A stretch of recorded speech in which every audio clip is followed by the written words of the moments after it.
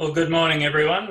Thank you, or good afternoon. Thank you for joining us today. A much anticipated session with one of the best business coaches going around.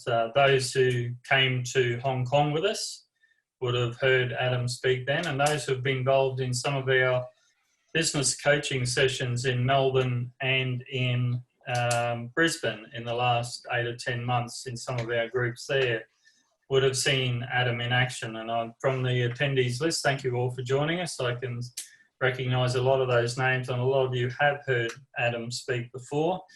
For those who don't know, 27 years of successful upper management experience, a national business, diverse range of industries, no shortage of electrical in there. For the last 10 years, Adam's been involved in senior executive coaching, and he's got a very distinguished list of CEOs around Australia and internationally that he's helped build very successful businesses. I think we're certainly privileged today to have the expertise of someone such as Adam, with all his experience, who's been through these sorts of downturns before in his own business and in other businesses he's coached. But the opportunity now to have Adam talk us through some of these difficult times and how we should actually manage our business, I think is very good. I will just invite any of our attendees at any time that suits you to list some questions. I've got a couple of questions to get the conversation going with Adam, talk about some of our key issues. They'll invite any of you to join in and pose some questions, and I'll hopefully be able to get through all of those questions, or I might have to choose between them and actually pose some of these questions to Adam to actually get his response and direction on what we should do in relation to our business. So, yes. Okay. Well, I've tried to pack and fill as much as I can, Adam, to the extent of my limited knowledge. But if I can refer to you and just hitch up with the first question about how would you advise business actually deals with the current changes we've seen in the industry? The thing that I'd say about change in a couple of areas is pretty important. And the reason being is that change generally comes from two different areas. It's either planned change or imposed change. And if you think about those in isolation, they're quite different to deal with. In planned changes, in many ways you're able to deal with it because you're planning to change, and that could be for something that's working okay and something that's not working. So you're either change for pain or opportunity. In unplanned change, it's a lot more difficult because it's forced. And I just wanted to touch on one area that I'm seeing across leadership that I think is really important. Is being most self-aware of the emotional impact of forced change is really important. I'm seeing two extremes at the moment, and I'm sure I'm no different to what is in the broader landscape. But the first two emotional impacts of change is really around non-acceptance or denial and being annoyed at it or angry. And with the changes that are coming out so frequently, I think you're sort of cycling in and out of that, because once you grasp hold of something that's changed, then you've moved to acceptance and trust and hope of how you move forward. All of a sudden, some other type of force change comes out.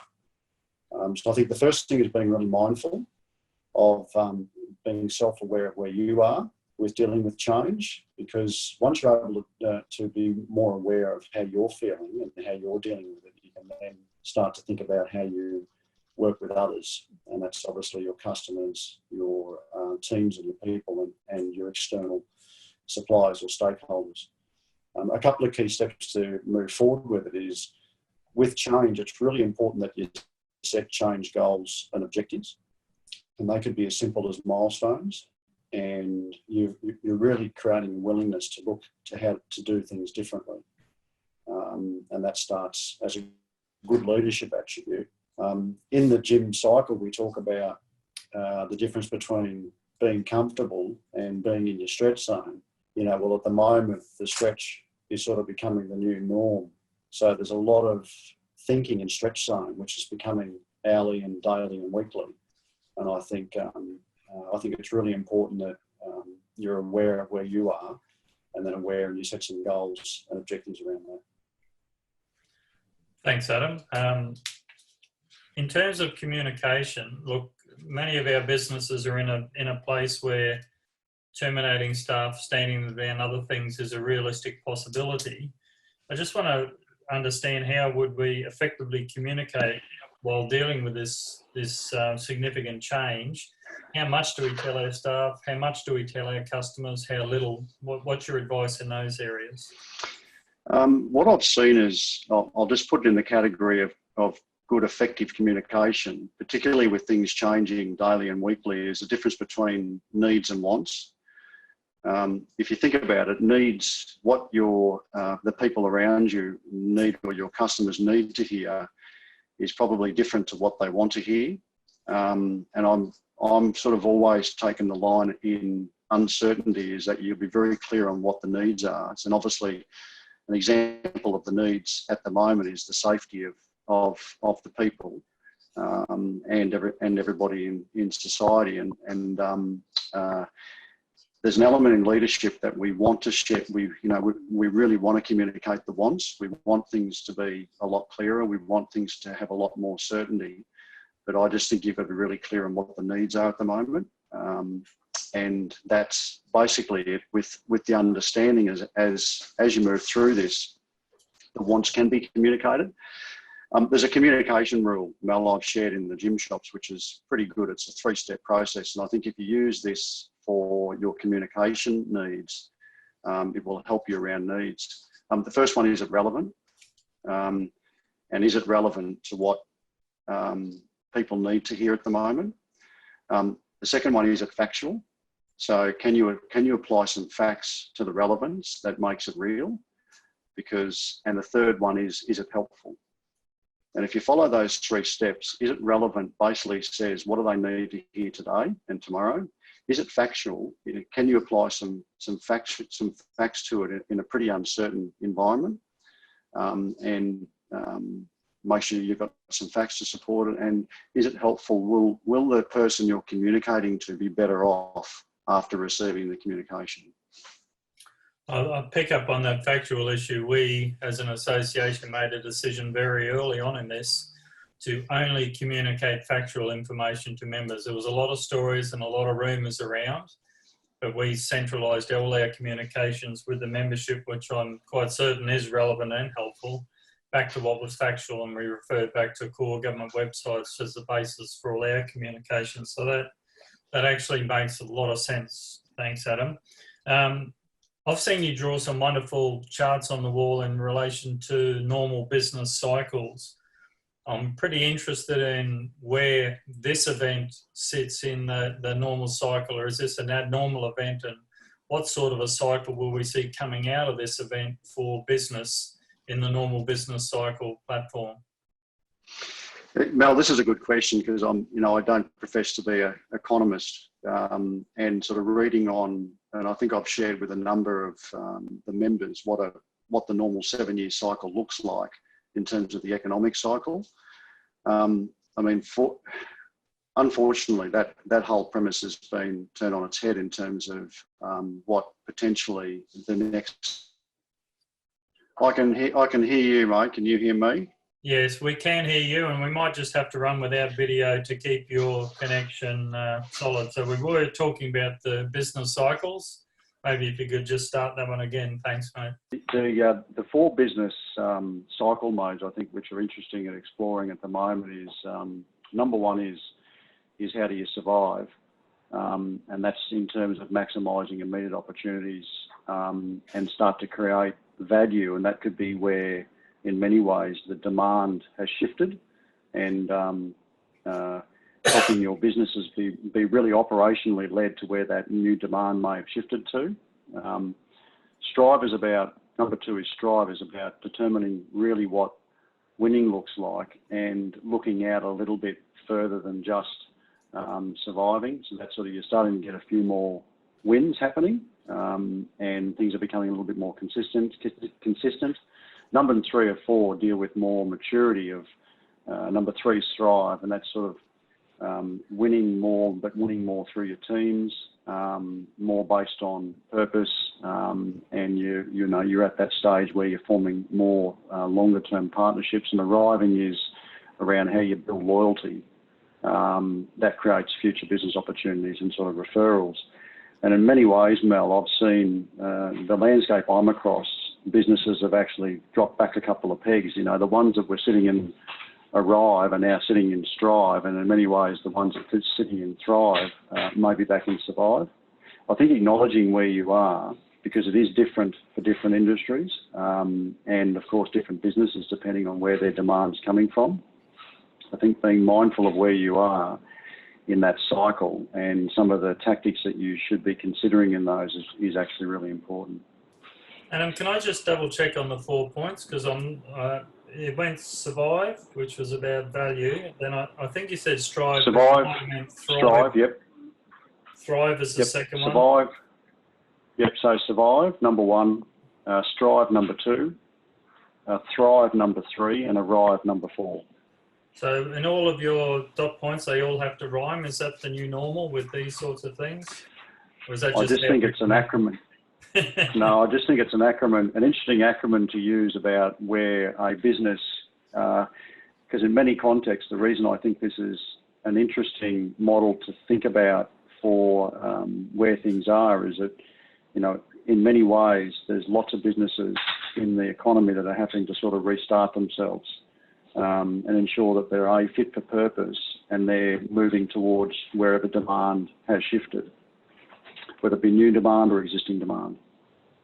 Excellent. Okay. Well, on that point, in terms of where the market is, we've seen racing car companies start to build ventilators. We've seen Qantas staff going to work in hospitals, and a whole shift in the whole workforce and marketplace.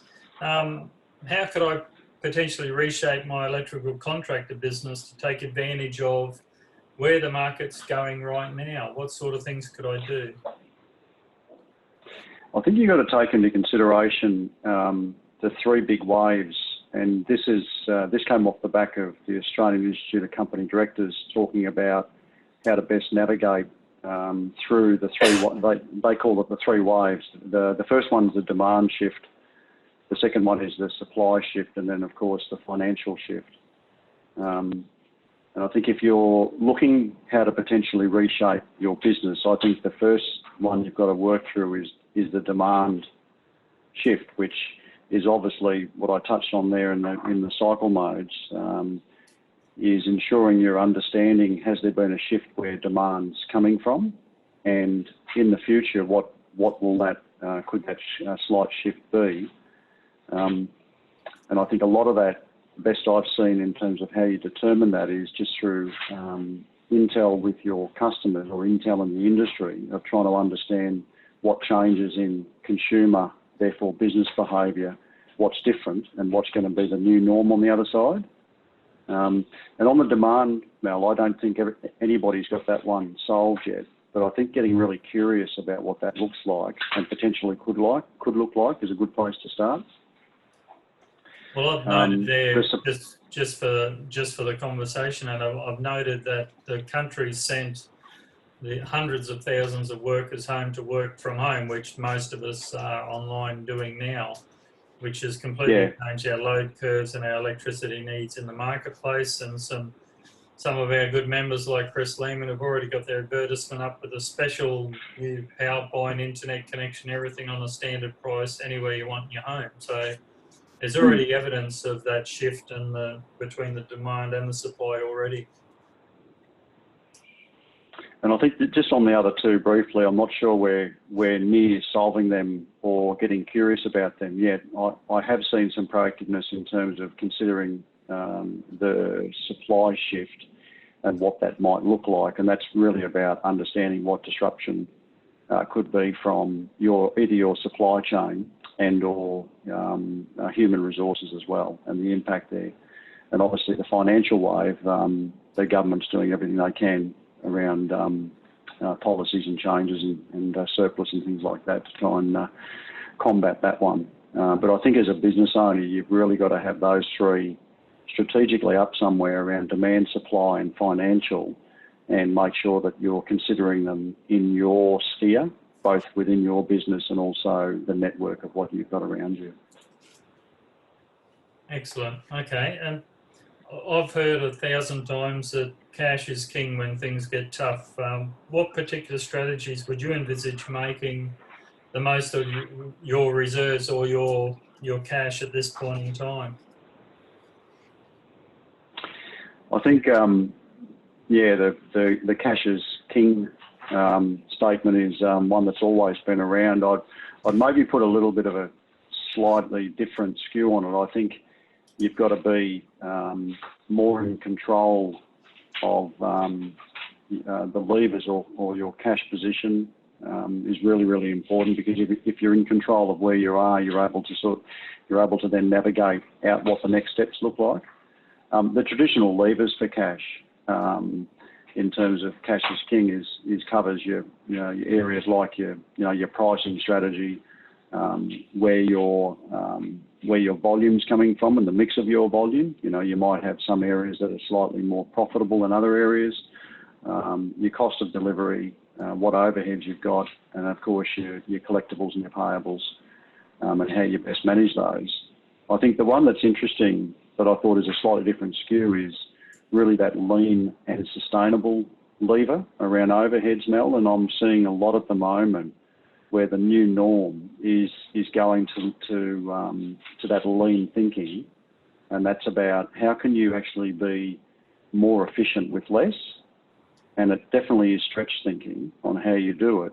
And it's only because of this imposed change that I'm seeing a lot in the business landscape of them considering how could they do more with less, and in terms of balancing out about how you can be more efficient, how do you connect in a more efficient way with your customers, your people.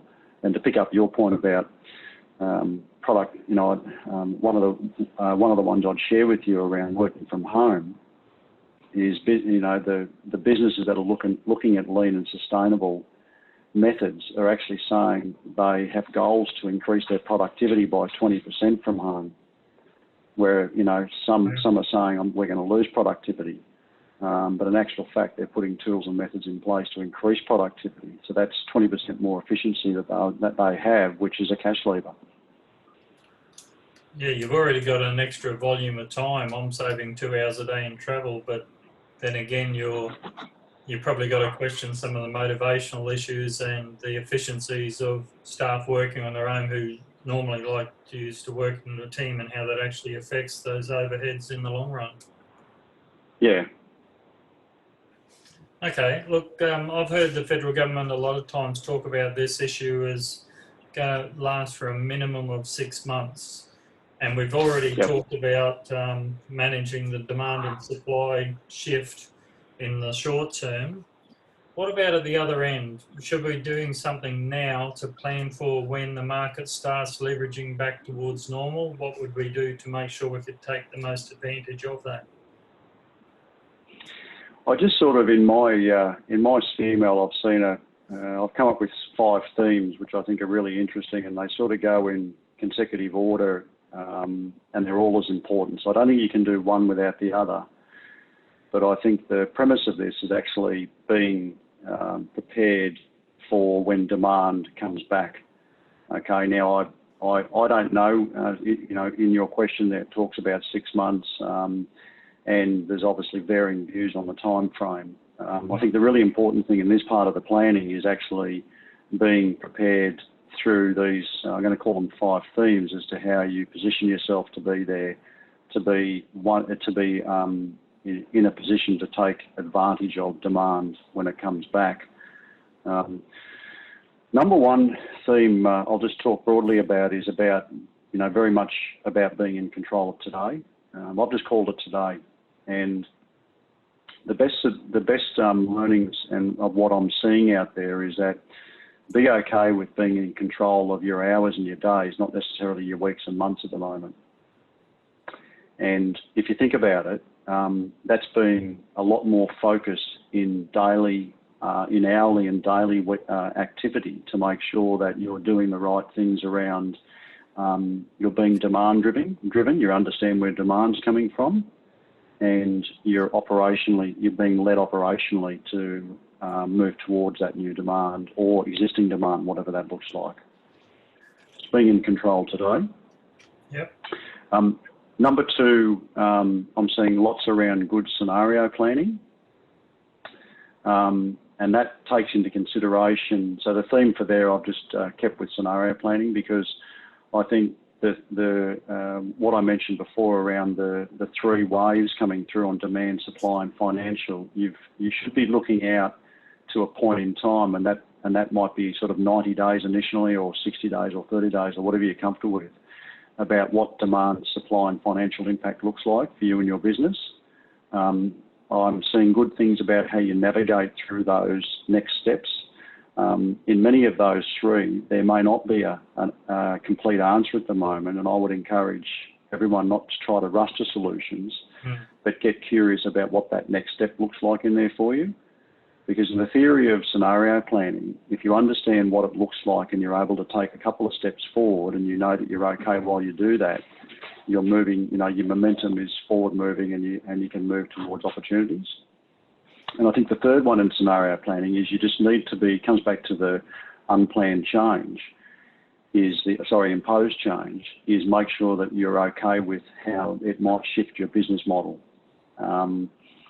Because, in scenario planning at the moment, in looking at it, at whatever level of SME, there's a question about what's the other right model, what does it look like, how could I be more efficient in the way that I deliver, and what demand needs my services to solve their problems. Number three is your teams. And I think it picks up the communication one about, so the theme is just purely around your teams, to make sure that you're communicating needs only. I think wants are too vulnerable. Wants will come back, but I think it's all about needs. And I think preparing your teams for dealing with the unknown is okay as well, because I think in leadership around teams, you're expected to have all the answers, when in actual fact, being patient as some of these things are coming out with solutions, that's as quick as you can move in the environment. So being, preparing your teams for what element is unknown and what you can control, I think is okay. You can control what you can control, but there's a good saying with teams: don't let what you can control cloud or shadow the areas that you can control. So don't let what you can't control cloud the areas of what you can. Number four is customers. And purely a theme around customers is connection is imperative. Connection is needed more than ever. The connection can apply to teams as well. That sort of steps into that communication, but specifically around customers. I've heard some great connection where businesses are talking to their key customers, and even that might be new customers, and saying, what new problems do you need solving now? Things are different. What are some of the new problems that we need to solve, and how could we help you? And even from some of that market intel coming back, I've heard some great examples of where there's been significant shift in demand, and businesses have been able to jump onto that. And number five is really about you as a leader and the others around you. And I don't make this one the fifth theme in terms of it being in that order, Mel, but I think it's really important that you understand the stress and anxiety that sits on leadership shoulders. And there's a personal impact on everyone with this. And I think around, I'm going to just talk about care and support. And I think, really understanding how, as I spoke in the first question about change and the emotional impact of change, I think is really important. But we should all check in on each other and ask, how are you dealing with this?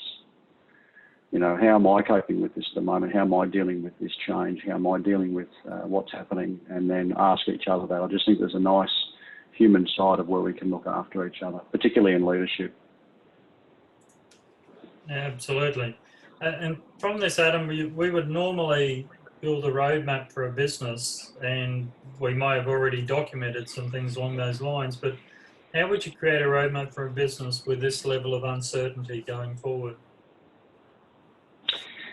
It sort of comes off the back of those 5 themes, Mel. I think looking out at a point in time, the roadmap to me would have really 4 key steps. Number 1 is to be clear on your current position of where you are, and we've touched on that in terms of both financial clarity, demand, where the demand clarity is, your supply clarity. That's really important that you get I'm just going to call it a peg in the sand of your current position. That doesn't mean that you need paralysis through analysis. It doesn't have to be over-analysed, because that in itself can be overwhelming. I think your number 2 is having your workable options moving forward, which is your scenarios. Yeah. And in many ways, you can at least start to take those first steps along your scenario to a point where you know that you may have to change a few things, but just keep stepping forward. Number 3 is take a short-term outlook of being in control, and that points back to what I said earlier about be okay if at the moment, if you're in survive or strive mode and you're saying, I need to be in control of the hours and the days, not the weeks and the months. I think that's okay, because the weeks and the months will come back. If your short-term outlook is being in control of the weeks and the months, I think that's okay as well.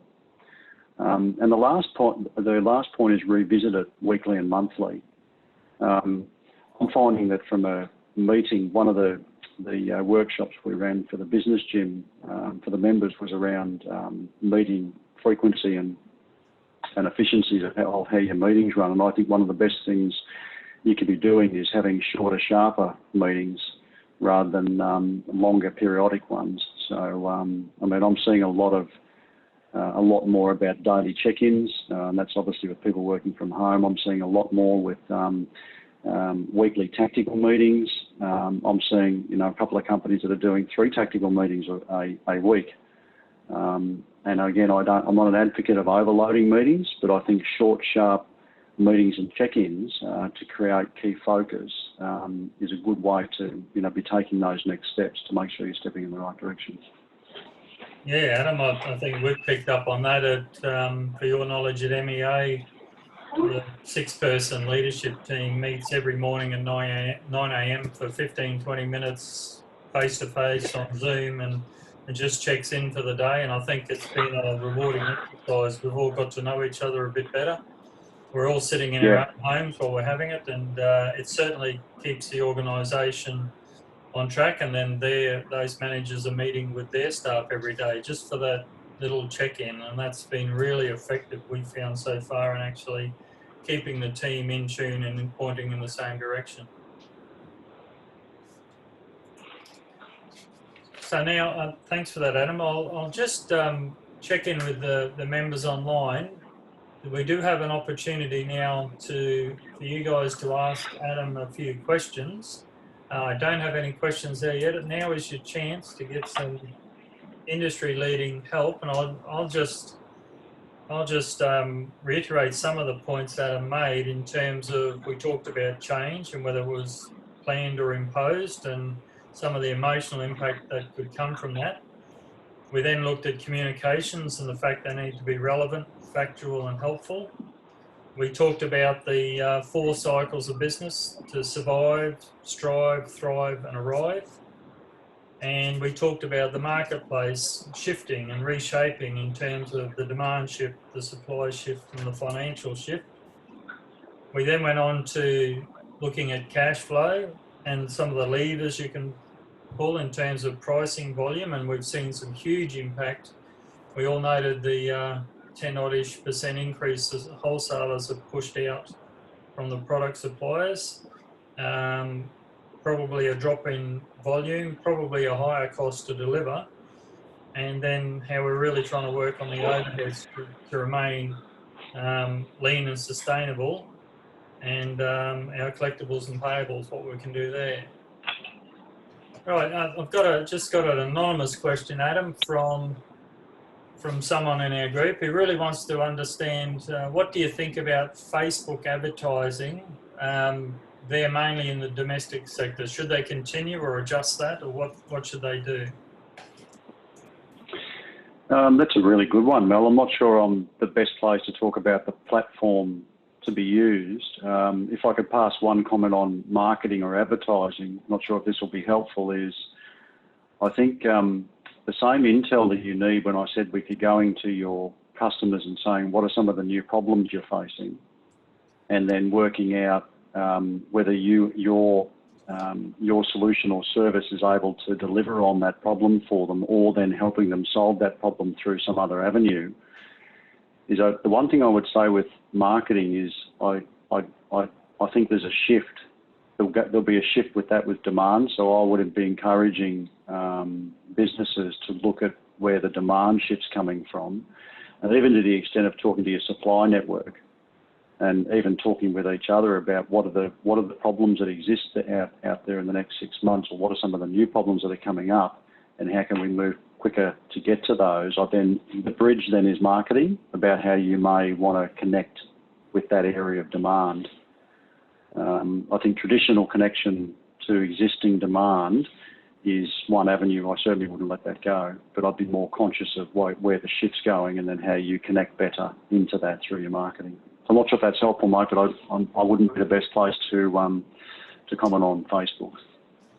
Yeah, good answer, Adam. I think what we have to keep in mind from my perspective is there's a lot of people working from home and working in an isolated position, and channels like Facebook, I think, would be used very heavily as long as the product you're advertising meets that supply-demand curve. I think there's definitely an opportunity there to shift your business and take advantage of that. I've got another question here. How do you recommend we deal with the issues that are primarily out of our individual control? For example, if you're thinking ahead to limit your bad debts when you are one of the only businesses that are trying to limit credit to people that may not be able to pay. We're already seeing clients with outstanding accounts and overdue accounts not returning calls. What would your advice be there, Adam? So as a non-financial or accountant person, there's a little bit of probably accountancy comment to come back to that. One of the things I like that was in the Australian Institute of Company Directors around the financial wave, Mel, is that your obligation to keep your customers and suppliers solvent. And if you think about it, a cash cycle connects through multiple hands, and you all play a role in making sure that cycle isn't broken.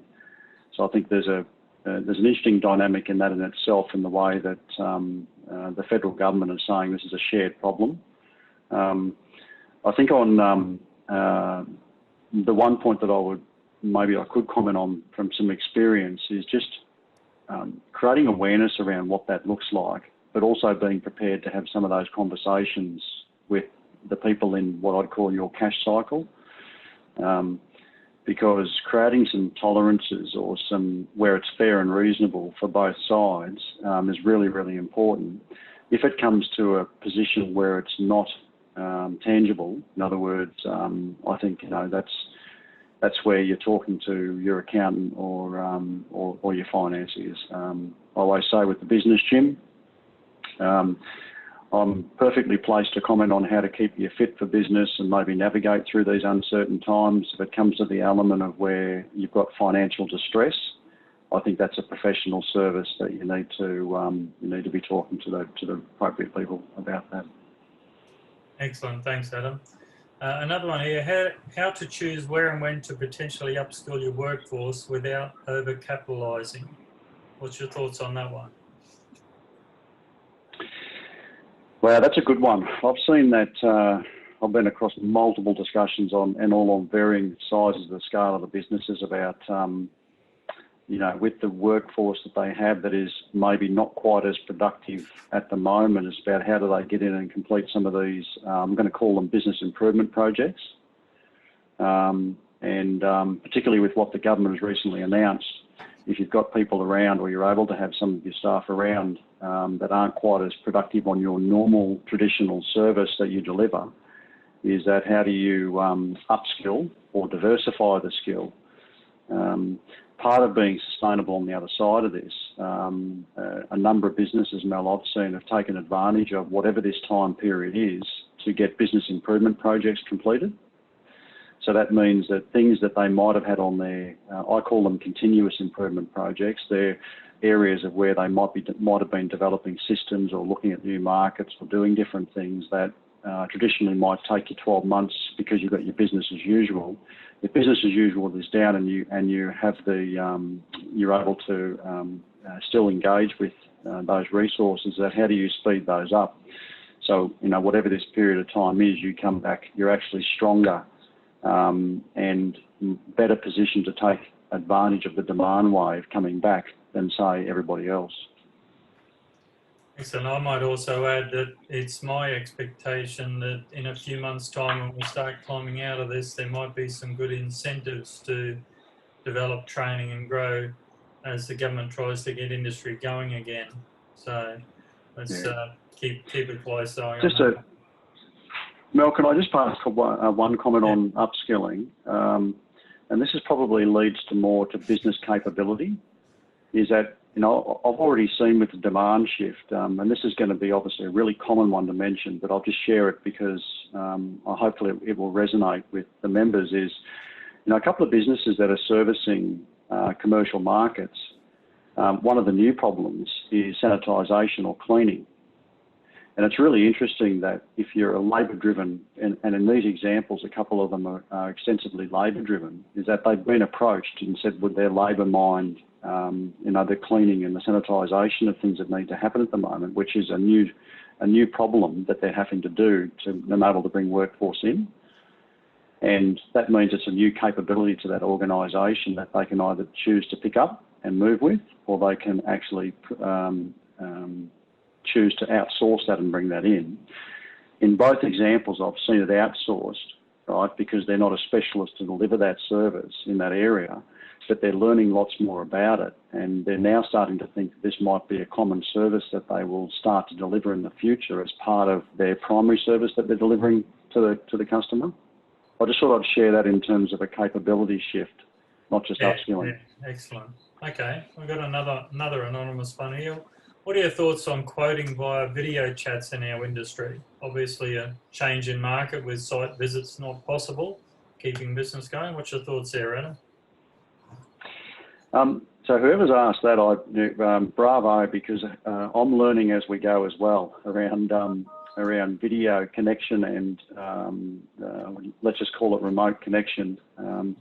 My initial comment to that is I actually think it has started off being acceptable that this is going to be the way things are going to be done, and that's how we're all connecting at the moment.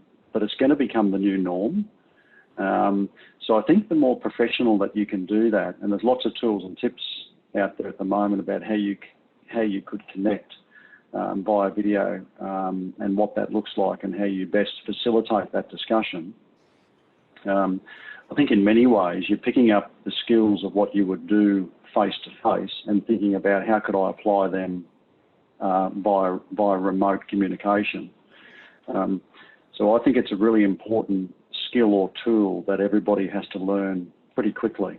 And I'll just speak for myself that I know, facilitation is part of my profession. It's what I do, and having to navigate that through now online is to me is a really good challenge, because a lot of the skills that I've used in face-to-face facilitation actually can be applied. We just got to think through what works. So I would encourage your members to think about what works really well for them when they're delivering a quote, if it is visiting a site or face-to-face, and how do you best do that via video conference, and that doesn't prohibit that being successful. I know I can't cover everything, but just think differently about it. And make sure you've got a good internet connection in case you lose your video when it's stuck on the phone. Hey, Adam? That's it. Look, a couple more questions are coming in on the chat line. And I think this is a really good one. How much of our strategy should be aimed at surviving versus attacking future opportunities? What's the balance there?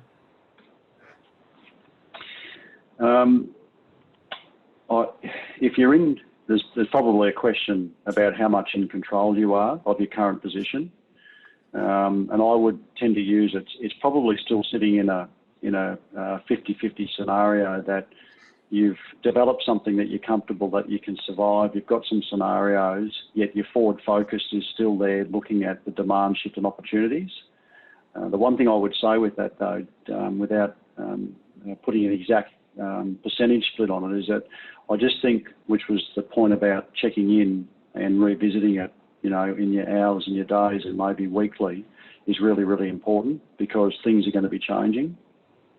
Taking a forward view once you are in control is just important, and if a forward view looks like just taking the next few steps, I think that's okay.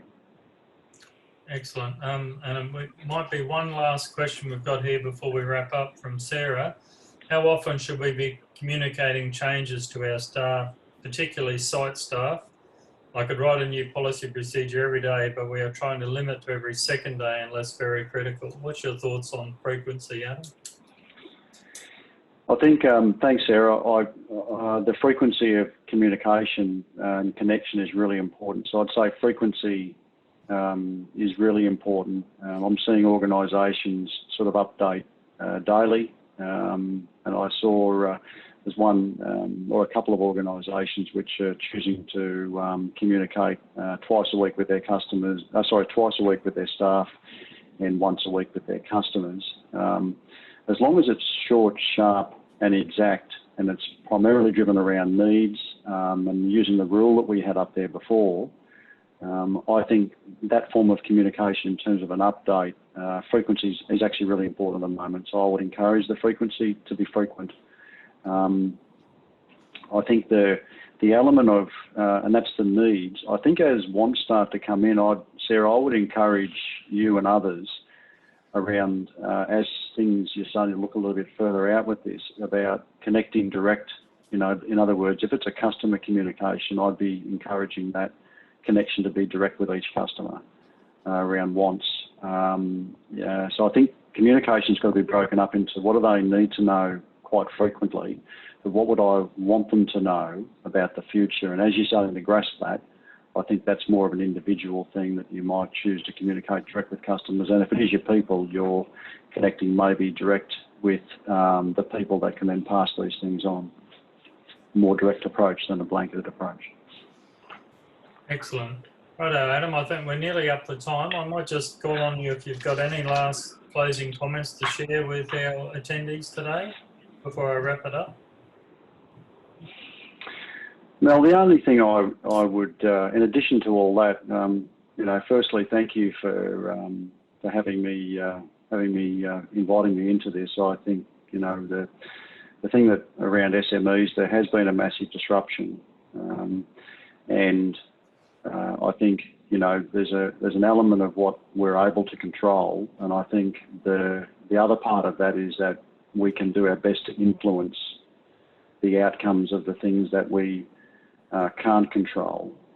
But on a leadership attribute, I'd share this. I think we are role models, and we have the opportunity to role model the behaviours that we want to see in shaping the future for business.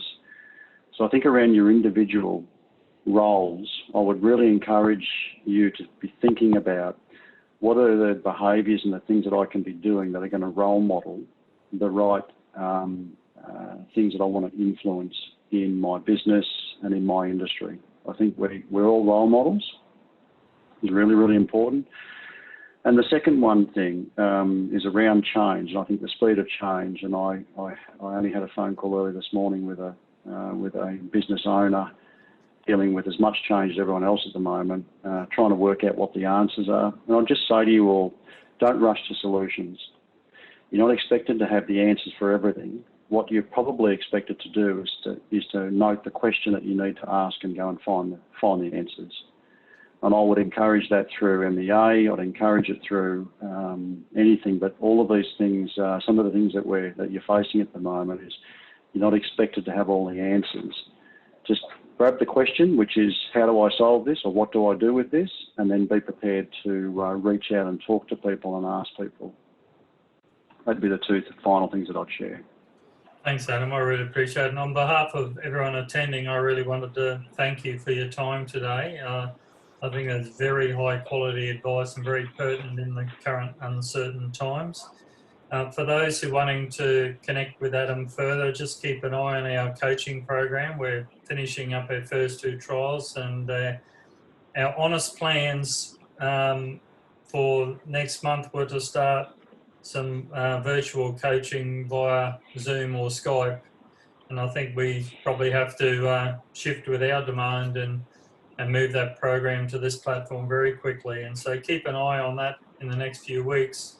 I hope to connect Adam with more of you if you want to get some ongoing advice on how to build that roadmap for your business. So Adam, thank you very much. I really appreciate your time today. And just as a bit of a forward ad, what I'm planning for next week is getting our president and our chairman, Tony Arnold and John Horan, online to take you through some of their experiences in dealing with downturns in the past and how they personally dealt with it. So look out for that one next Thursday, where I'll get the 2 presidents on to have a chat around what they've done. So thank you everybody for attending.